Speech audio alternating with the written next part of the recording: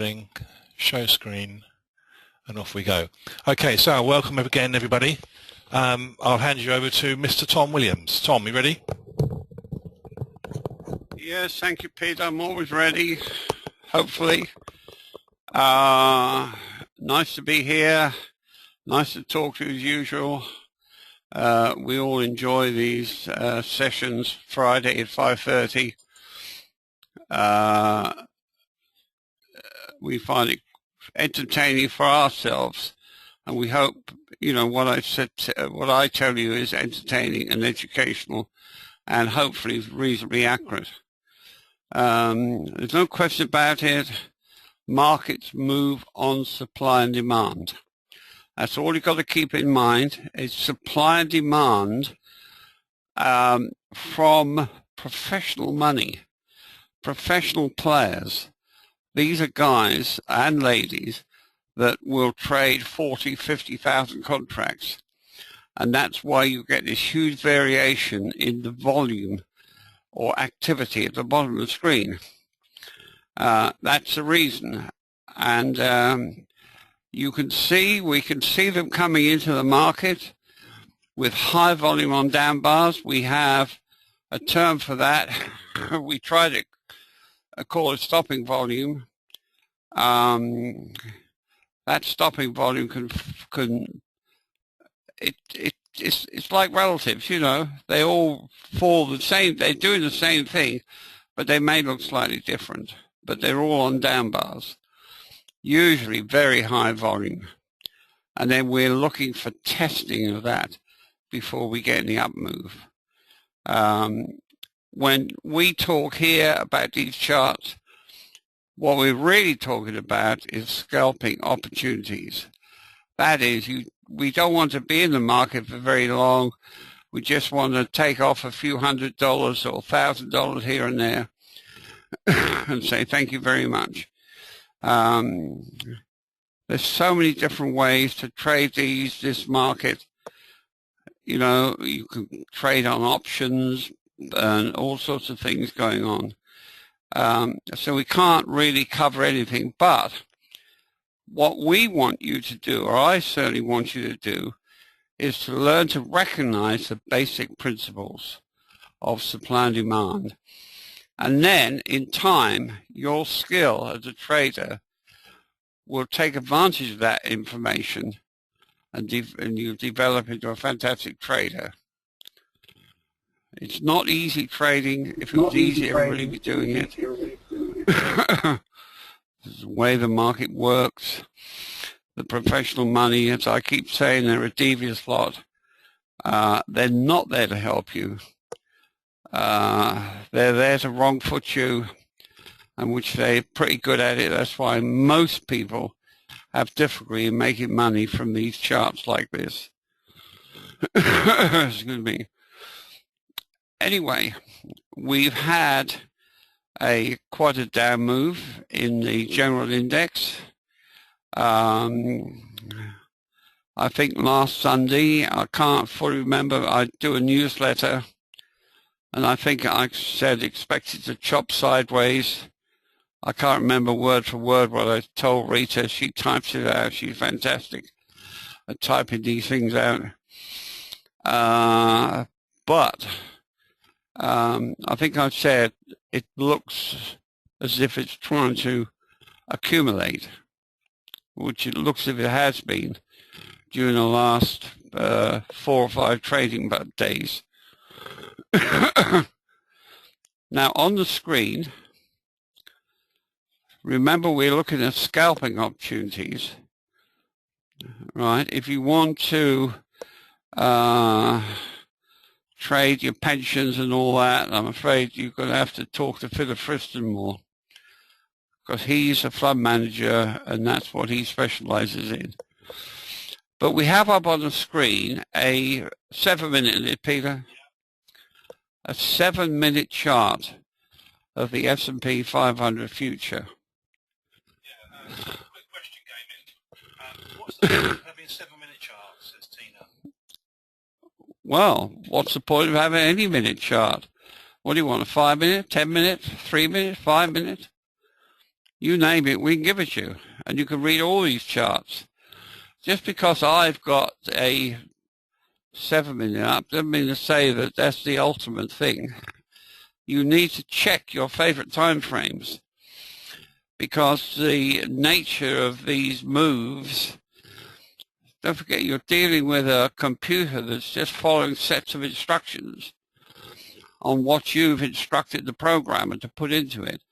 And sometimes it doesn't meet the criteria, not on some of the time frames. But the information is still there. It's either strong or weak. Right? Does that help? Sure, perhaps not. Anyway, Peter's looking at the screen. If you've got any questions. But this is a 7 minute chart. Now we look over here. Of course, I know this is in hindsight, but happened live. Right, what's that say, Pete? Right, so the computer has detected supply. Now, supply means the professional money must be selling. That's the word supply. As the market's gone up, they've unloaded, and that accounts for that very high volume there. And that's why I always say to you, markets do not like very high volume on these up bars, especially after you've had an up move. Right? So there you are. There's one there as well. What's that, Pete? Supply, yeah, but there's another one there. Right, so they're both the same signals, look. So supply. Right, now, you know I've said to you many times in the past, hundreds of times, if the market's still bullish, they'll probably test after a red arrow. Minus 2 red arrows supplied. Normally the red arrow would be what we call no demand. Right? So we look at the next bar, and it is in fact a red down bar. Right? So is that a test? Well, no, it's not a test. A test is a down bar on a narrow spread, usually closing middle or high on low volume. So we'll just have a look and see what the computer tells us. In fact, it is. So we look down the bottom here. Right, so we've got a down bar. Ooh, volume's ultra high. So it's certainly no low volume, look. The spread is wide, certainly not a narrow spread. It's even closed in the low, so certainly have to close the middle or high, so that is not a test. That's a continuation of the weakness. Right, and then the downtrend kicks in. Look, the red bars. The red bars are caused because professional money know perfectly well at this stage this market's weak because of this here. They've unloaded. There's 2 bars there unloaded, so they don't support the market, and that's why you get these red down bars. This is a simple trending system to the downside. However, they will reach a point, right, where professional money will say, right, okay, I think the prices are now low enough for me or us to start thinking we can make some profit out of this. And that's what happens. There'll be some stopping volume here, a reversal. Look, we've got a signal of some sort.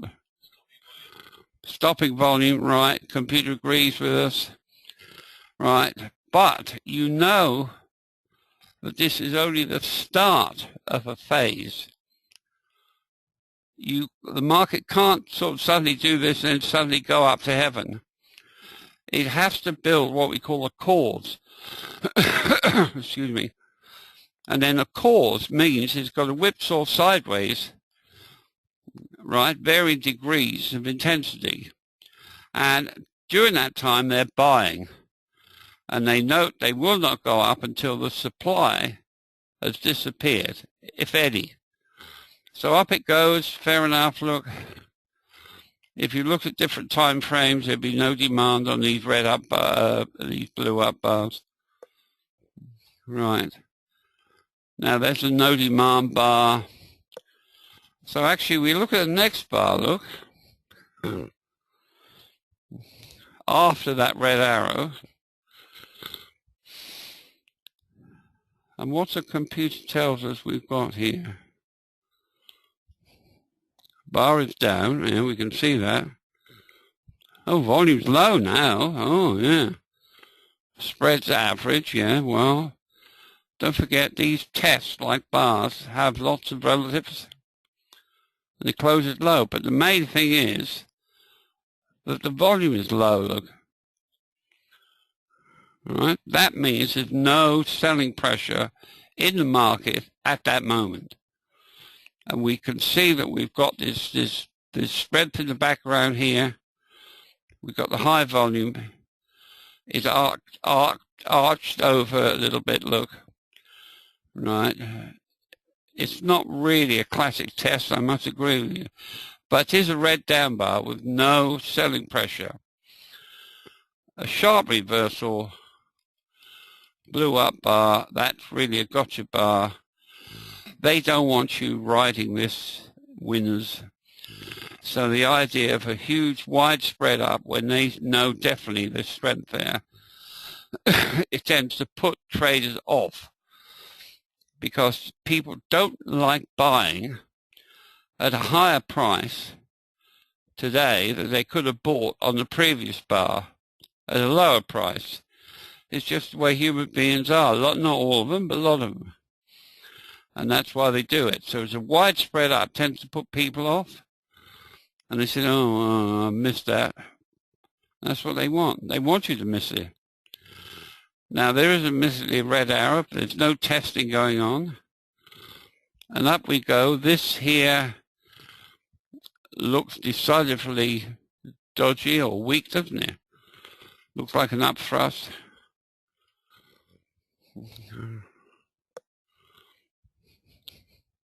But the market looks strong.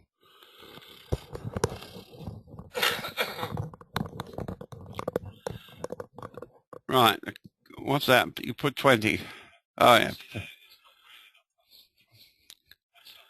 No, it looks dodgy though, doesn't it? That type of bar does not look all that good. At the end, we've seen this many, many times. I think we even mentioned this last session. We had people call it an up thrust, but it's not a true up thrust. It's just simply supply swamping a bit of demand there. The volume is high, but not terribly high, you know. Before that goes up, if it was going to go up, you'd expect a test of some sort. If it shoots up now on no demand or some more high volume, you expect lower prices. But the market has to, it's an ongoing story. It's like reading a book, you know, you've got to read the next page. And you sit there and you do nothing until you personally, as a trader, identifies the principle. You don't guess or hope or pray or anything like that, right? You definitely want to see the principle. At the moment, we've just got strength in the background, but that one last bar there, admittedly, does not look strong here. Now, there's no signal on it, is there? No. But that doesn't mean to say it's not signal on other time frames. Now, please, Peter's looking at the screen. Any questions? Peter, read it. Thanks, Tom. So there's a question here from Seb. What would Tom consider the strongest VSA signal? What would I consider the strongest signal? A test in a rising market. In other words, you see a down bar. Right, we've talked about this many, many times over the recent weeks or months. You've got strength in the background, the market's going up. Suddenly you see a red down bar, narrow spread, close in the middle or high, volume is low. The computer tells you at the bottom what it is. So we don't hold any secrets. And if anybody out there tells you they've got a secret nobody else knows, be fully aware that you're probably being conned for a con. So be careful. We don't hold any secrets back. We tell you exactly what produces these signals, how and why. Thank you, Tom. And Steve's also asking a question here. Why isn't it called a 2-bar reversal? So I think when you were talking about this area here, Tom, you noted the down bar immediately followed by the what Gavin calls the gotcha bar, if you like. Could that be called a 2-bar reversal? Well, yes, you're right. It certainly could be called a 2-bar reversal.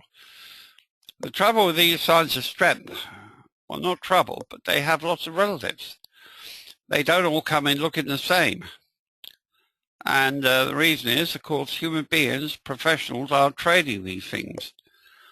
And but basic principle, you should be able to see. And you can see, not should be able to, you can see. It's a basic principle.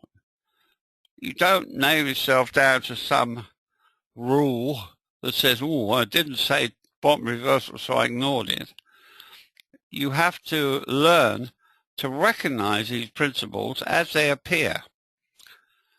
And then once you do that, once you've mastered that, then you're well on your way, because your ability as a trader just has to take over then. And that may be a bit of a hurdle for some people, believe it or not, but there you are.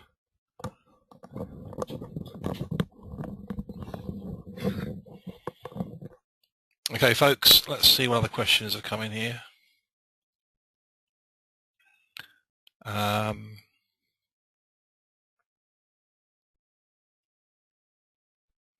Now, there's a question here from Kevin. Is the previous second to last down bar considered a test? You know, Tom, you just mentioned this bar here looked a bit suspect. Now, after that, there was a test-like bar. Now, how would you look at that?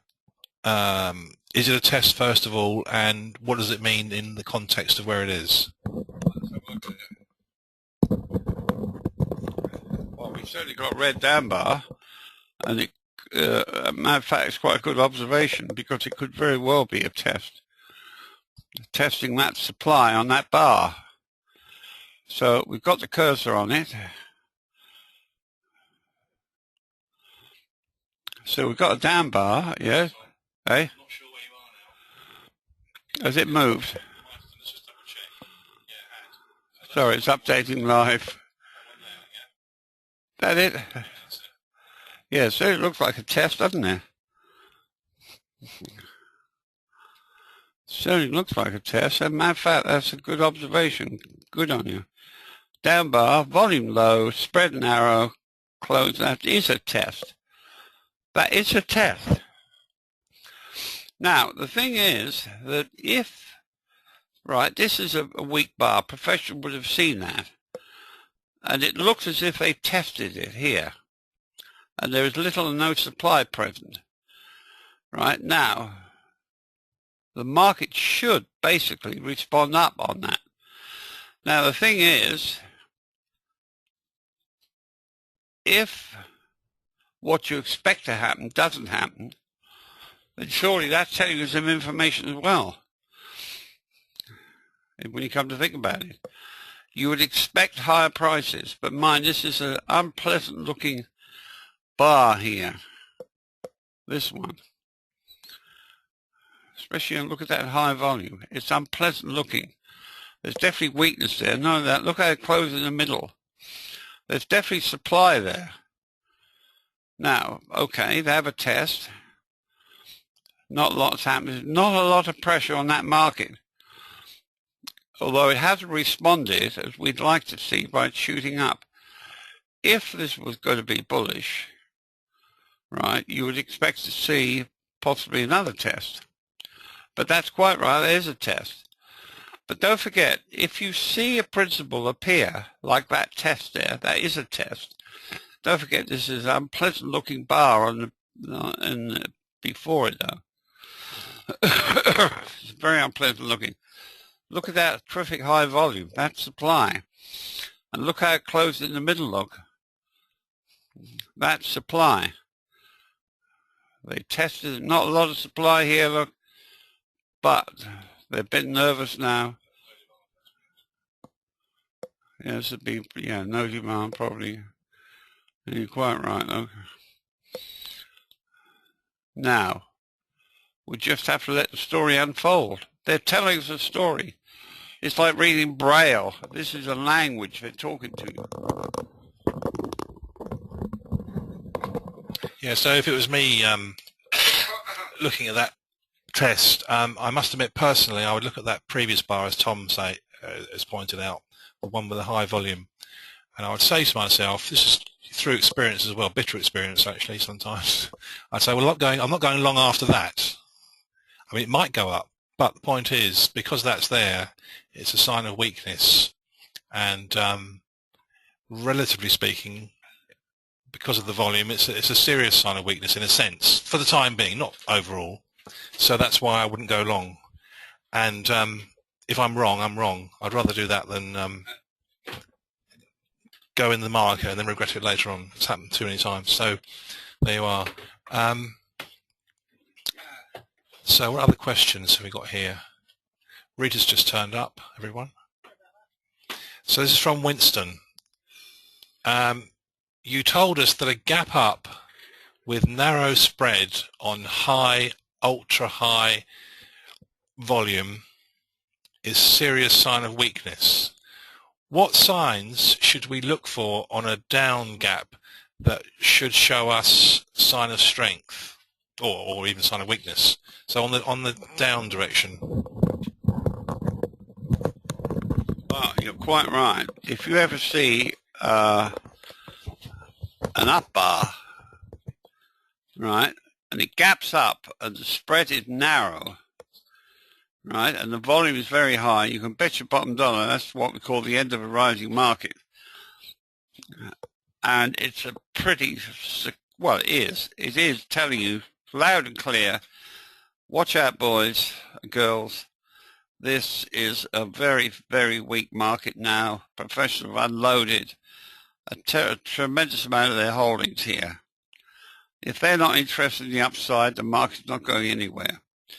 Now, you're quite right. The exact opposite to that is what we call bag holding, which it's another principle that when it appears, again, it's pretty certain that market's bullish because they've accumulated. What usually happens is you see a down move occurring. It hits usually stopping volume. It starts oscillating sideways as they're accumulating more.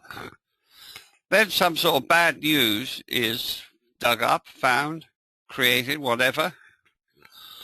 The worse news, the better. On that news, they gap it down. This time it's gapped down rather than gapped up. The spread is narrow. Volume is very high. That's what we call bag holding. And you can bet your bottom dollar that's the time to enter the market. So that's bag holding. Very, very positive sign of strength.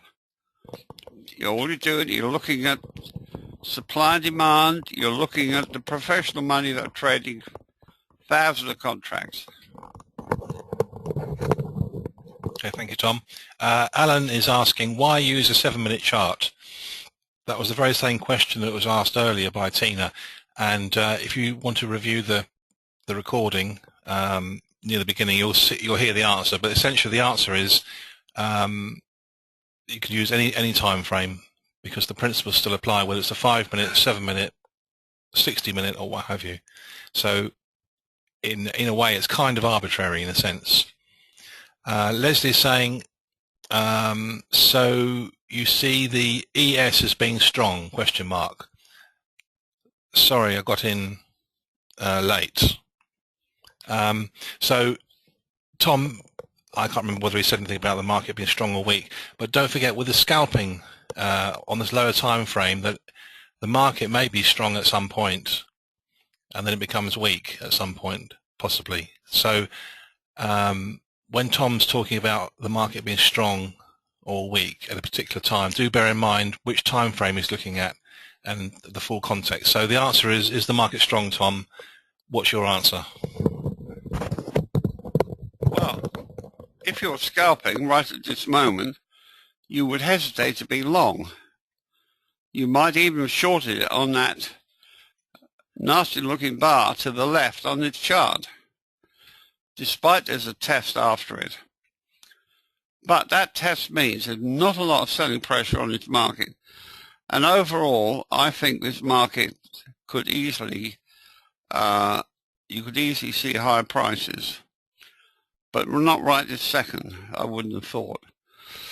But see, I described this many times in the past on these seminars, these different time frames. Because of the variation in the data and what it looks like and all the rest of it, right? Some of the time frames some may look better than others. But how I describe it, imagine you are a doctor in a hospital, right? And you've got a patient that you've looked at, and it may have Ebola or cholera or something. Now, it doesn't matter how often you visit that patient in the near future, whether you look at it every 1 minute, every 5 minutes, every half hour, every hour. The patient's health isn't going to improve all that much. If he's sick when you first saw him, he's going to remain sick until he recovers, which is what would be a climactic action. So it doesn't really matter what time frame you visit that patient. It's not going to make any difference to your diagnosis. Does that make sense? Perhaps it does. I hope it does.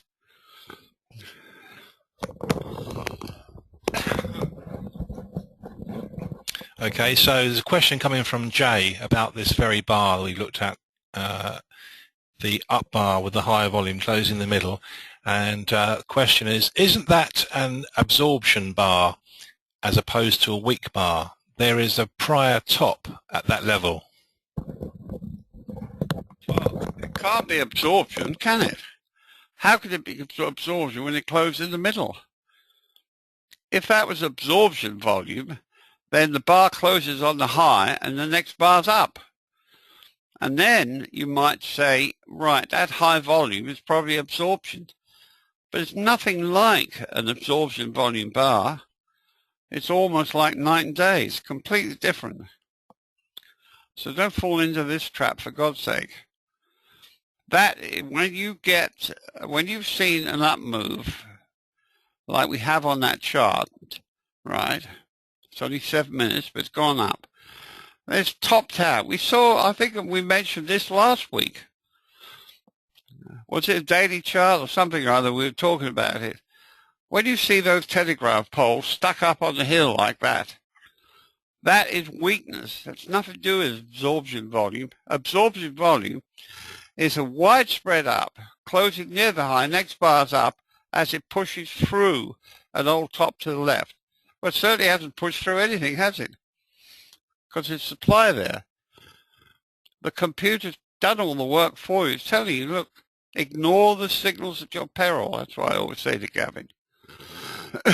Because sometimes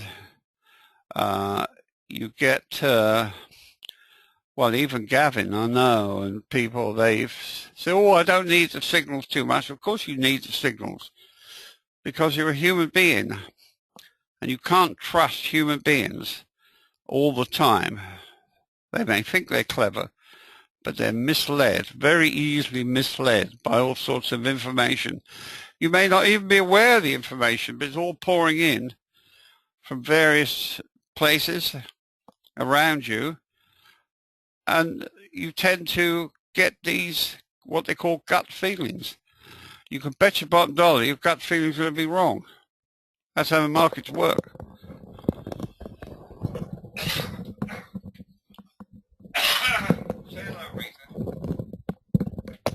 Hi, Tom's telling me to say hello. Hello, everyone.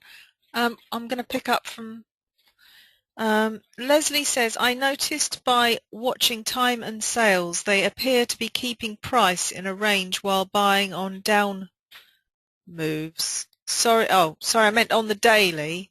Today appears to be shaping up to be bag holding if the range holds.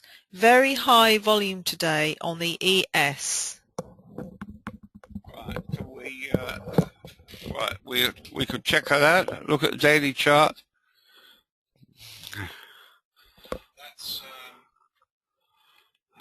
That's not forgetting we've been told that the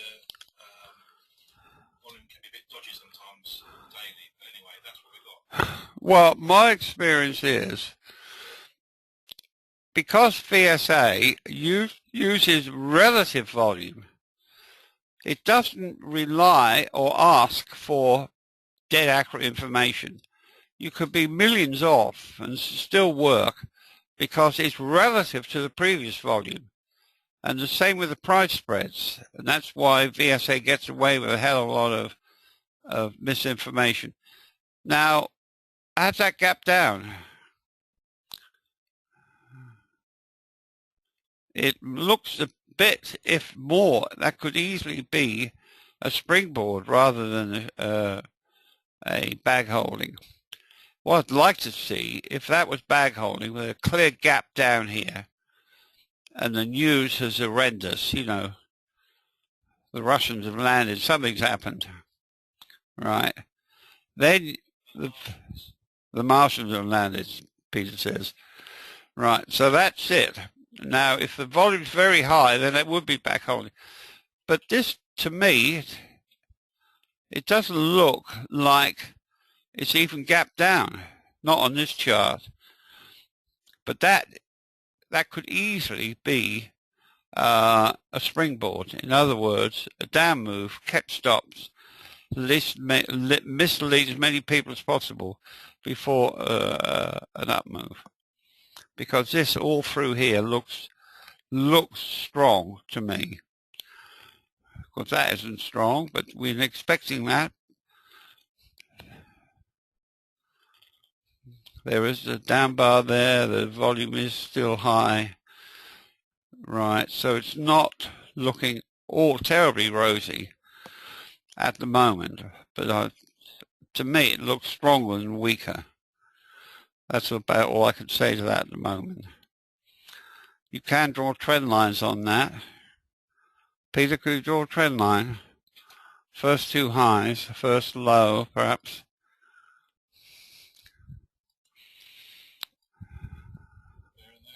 Yeah, make sure it's an up bar, that blue one. That's it. And then the first support. That'll do. Yeah, that's it. Now that's a trend line, look. You can play around with these lines, but what you're looking for is a line that works. Appears to be working. This one appears to be working. Look, it's showing a clear down move. When the market goes below that, you are oversold. Right? Above, of course, you're overbought. Now, there's a lot of professional traders use these trend lines. As I said before, sometimes they draw these trend lines well in advance, and they put their orders there near those lines to buy or sell. I know that goes on, definitely. So that's, to me, could easily look like a shakeout, a springboard, rather than bag holding. Does that make sense? Okay, so Leslie says, Leslie, who asked the original question, I have e-signal data. Interesting. Yours looks different. E-signal showing 3.1 million contracts traded so far, higher than the 3rd of February volume, which was very high, and it did gap down a bit. Yesterday's close 1925, today's open 1917. You got anything to say on that, Tom? No? Okay, thanks, Leslie. The next question. Colin is saying, sorry, there's questions coming in. Colin is saying, my chart is showing a sign of strength 51 shakeout on this bar. So I'm not sure. Tom said yes, it could very well be a shakeout on that last bar. And Sebastian is saying volumes are 1 day behind on eSignal. Yeah. So we've been asked to look at symbol WEAT, wheat ETF, that had bag holding 2 weeks ago. So we don't have, yeah, I mean, if any data we'd have, it would be under the continuous contracts for wheat, and that doesn't look very useful. So we're not sure if that is accurate. Is it, Tom? Yeah? Do you want to speak? Well, even there, you see. Well, even a chart like that doesn't look very good, does it? It's obviously data missing or something's wrong. But because VSA uses relative, everything's relative to the previous 10 or 12 bars, it gets away with a lot of false data to such extent that they can't do much about it. You see, why you take commodities like wheat and corn, all those, why do they hold back the volume for the next day? There can only be one reason, and one reason only, is they don't want other people outside of their club to see the volume because it's so important to them. Now, of course, these different, have we got the right contract even, you know.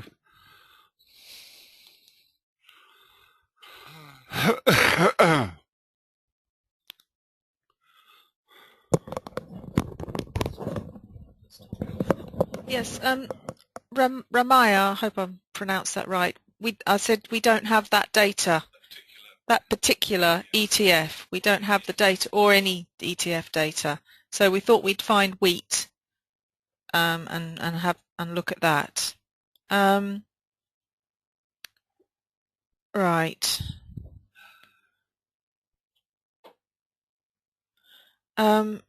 Raj is saying, besides the scalping focus, can you step back and look at the bigger picture, daily, perhaps weekly, on the ES or the NASDAQ? I.e., are we at a reversal point in the multi-year uptrend, or are we in a testing phase and accumulation prior to resuming uptrend into the next few months? So, okay, of what on the ES? Okay, so that's the weekly of the ES. Well, leave that up for a minute. So that's the weekly chart. We do appear to have a shakeout. Well, this is a weekly chart, right? We've certainly got what looks like a shakeout. Well, it is a shakeout, isn't it? Look, here. We've got no signal on it. But there will be on other time frames. On that, they marked it up, look, right? There's no demand here on that bar, look. Now you would, if that was bullish, you would answer the lady who said, what is this absorption volume? You see, whenever you see a down move like this, a shakeout, don't forget this is a weekly chart, so it's quite a long time down there. You will have thousands of traders locked in on these old highs. Right? It's human nature. Lots of them will not enjoy that. And they say to themselves, right, I'm getting out of this. As soon as the price gets back up, I'm getting out of this. Now, when the price does eventually go back up through here, right, if the volume is high, then these locked-in traders are possibly getting out, and the professional money is prepared to absorb it. That's why the volume is so high. But here, we've got really no demand, look. So although some people may be selling, it's not shown up. Don't forget, it's professional money that will increase these volumes. That's why the variation in the height of these bars is caused by the amount of trading that the professional money is doing. So up it goes, looks. We're going up on no demand now, and it's rolling over. That's weakness. And here is a final push up, look. But look at that high volume. And it closed off the high. Markets do not like that. And it's reacting to what's in the background. Always keep in mind the background. It's not happening because the news of today. That can't possibly change the market if you think about it. But what changes the market is a reaction to the professional money. They know back here what's happened. So down it comes. So that's not, to me, that looks like weakness. But not all that weakness that you're going to get a huge bear market. They're oscillating it to trade it. Professional money, they must have movement to make money. They can't make money out of a stagnant market.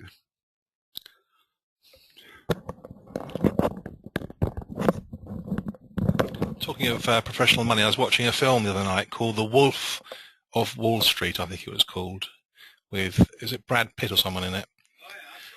And there's just one line in there where he's, if you like, speaking to an established broker, because Brad Pitt becomes a broker, and this established broker who seems to be successful says, look, we don't have got any idea whether the market's going to go up, down, or round in circles, but our clients don't know that. Words to that effect. So I thought that was probably quite right. They didn't need to know, of course. They get their brokerage fees. Anyway, Rita. Sebastian, our film expert, and Mark here. So it was Leonardo DiCaprio, but then you wouldn't notice that, would you? I would. Oh yeah, another one. Dan says, right. There are 3 people asking to look at crude oil. Better look at it then. Yeah, we'll have to. Yeah.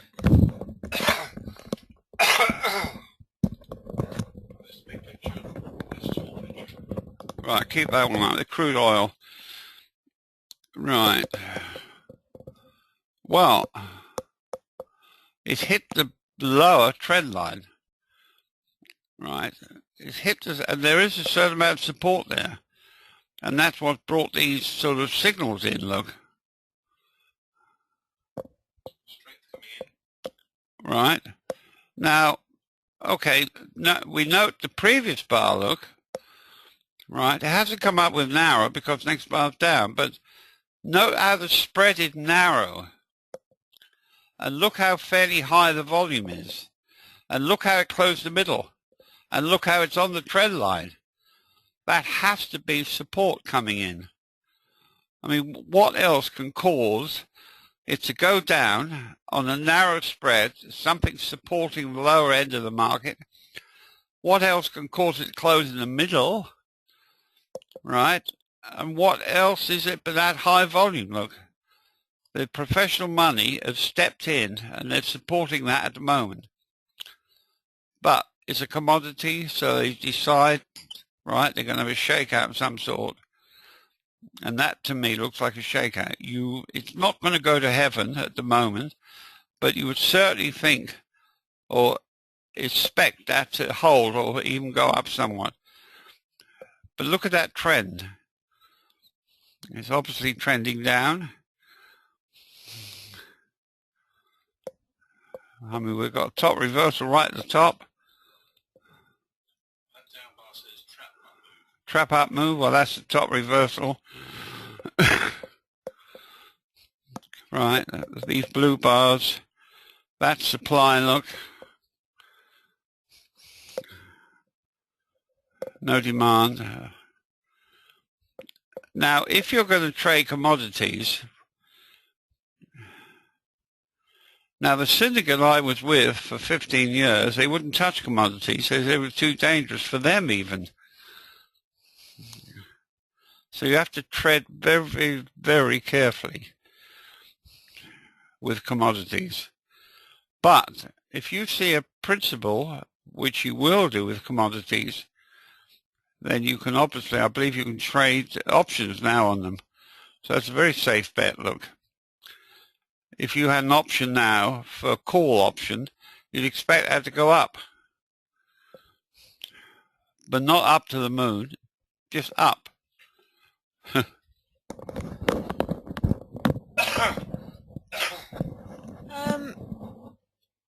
Ben is saying, I'm curious if you can look at gold, in particular the miners, GDX and GDXJ ETFs, so we don't...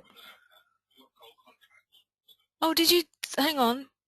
Oh, no, it's okay, sorry. Yeah, we've got the gold contracts, so... Anyway, Ben is saying they look overall bearish. But 2 days ago on the FOMC news, they had a huge reversal on ultra-high volume. Do you view this as a likely upthrust to trap bulls?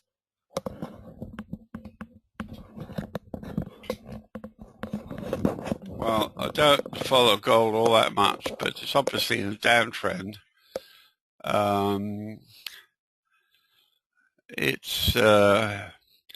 It whipsaws a lot. There's a lot of weakness here. Look at these up thrusts. Right, that's weakness, weakness. There'd be no demand on these blue up bars. That's an up thrust. They've had a bit of a shakeout here, look. On the back of that, they marked it up, look. And that again looks like a bit of an up thrust. That market looks more weak than it does strong to me. There's nothing there that rings bells or puts the lights on for me. I mean, look at that high volume on that. That looks weak. Professional money would have seen that look. That bar looks weak.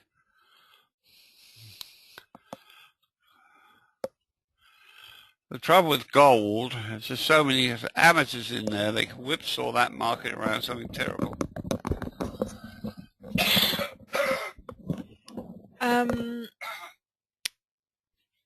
Question, can you still ask Tom how he will time his entry after a powerful signal like bag holding appears on a daily chart? How would you time it?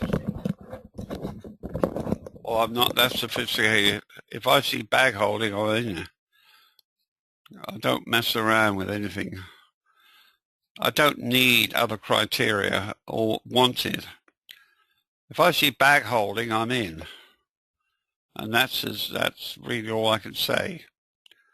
Same at the end of a rising market, you have to see these principles and believe in them.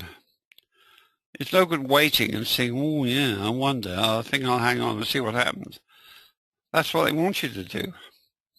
If you see bag holding, if I see bag holding, but make sure you are looking at bag holding. Make sure you've seen a narrow spread, a gap down bar. The narrow spread means they've gapped it down at the opening on news, so-called bad news.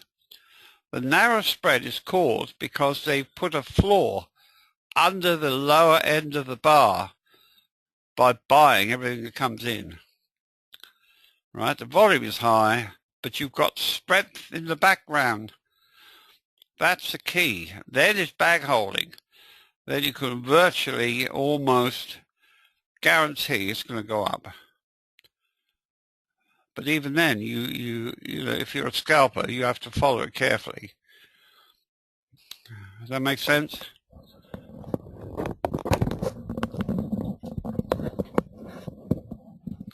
Adrian is asking, what time frame would you suggest for scalping on the S&P?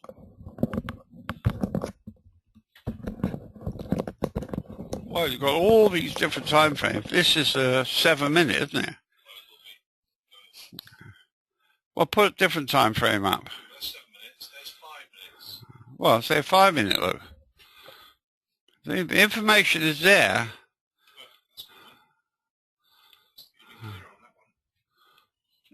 I mean, information is there. I mean, what time frame are you looking at? Look.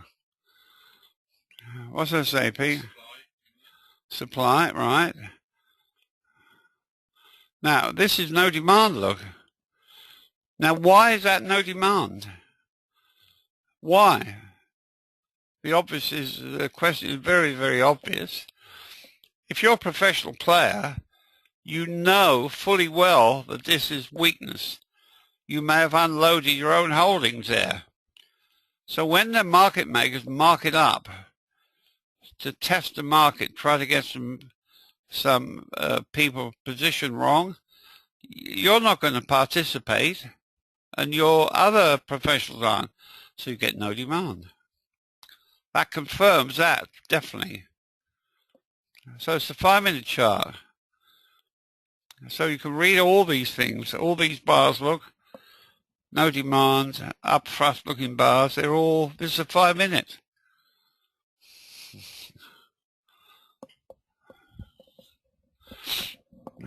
So any time frame I do. What time frame's that? 7. Oh, we just looked at that. 10. Well, okay, you've got 10 minute chart. Trying to prove my point, look. 10 minute, look, you've got a nice buy signal. Basic test. No demand. It's not tested, but it doesn't matter. Up it goes. And then lo and behold, up thrust, weakness, which we saw in the other time frames. No demand, which we saw. It's all there on the different time frames. Some frames, because of the nature of it, picks up some of the stuff better than others, but not always.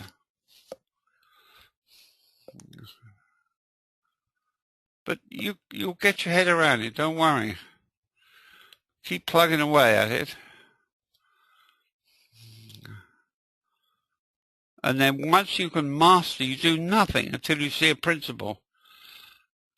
Right, I mean, say you shorted that, or definitely shorted there, you'd be making a few $100s already. Look.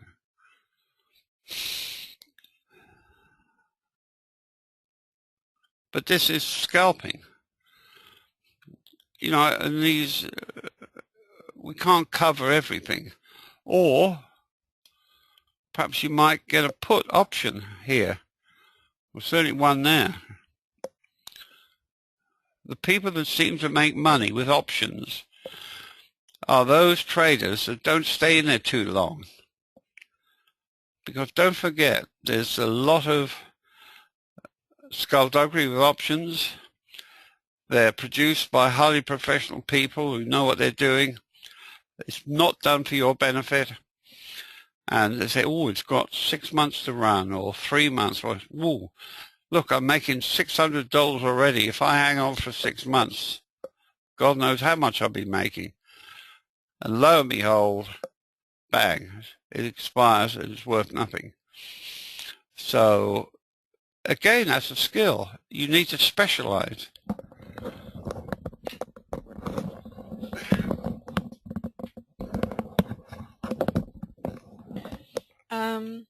Right, we'll have one more question then because we're running out of time. Alan asks, must a bag holding bar be a gap down? Well, the actual signal bag holding, yes, it's gap down. And that's what makes it so strong. Right? Look, professional players or the market makers, they know when the market's strong. Don't you kid yourself. Right? And then some horrendous news that's been dug up from somewhere or other. Ebola hit London or something, you know, God knows what it might be. On that news, they ram the market down and they gap it down for impact. They're trying to put the fear of God into anybody who happens to be long, right? Or encourage people to go short, which is even better for them. Okay, so it is gap down.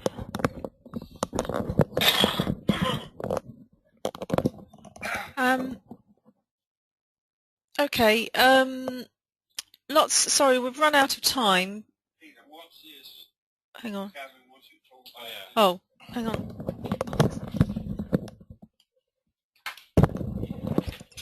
Yeah, hi. Gavin said that he wanted me just to mention the Wyckoff VSA Smart Trader Summit, which is being held on the 1st and 2nd of November, which is coming up soon. But it's an online seminar as opposed to a live in front of you seminar, although it is live, in fact.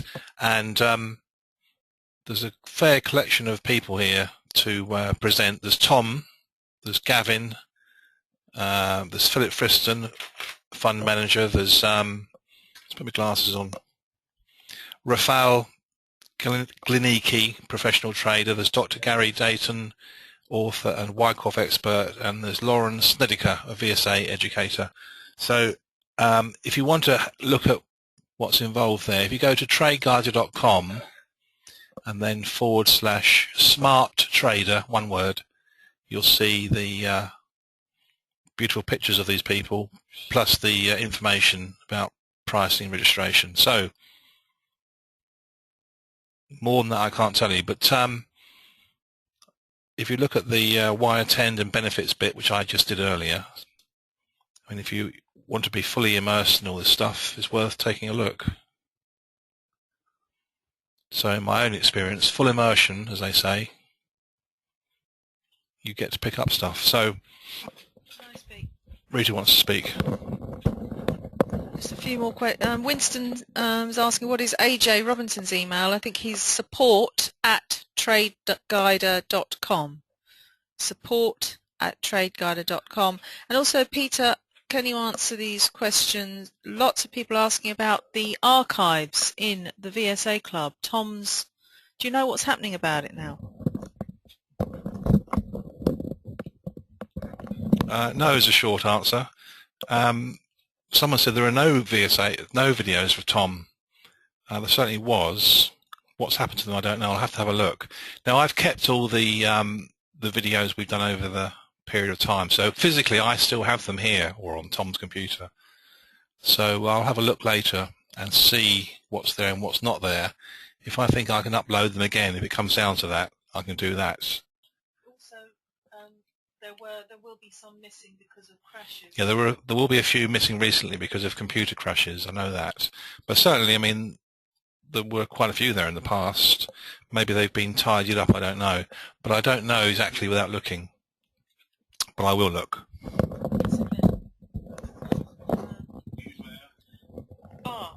Right, there won't be a newsletter this week because we're going to be away. We'll be away this weekend, so yes. But there will be a newsletter next week. So sorry about that. Anything else?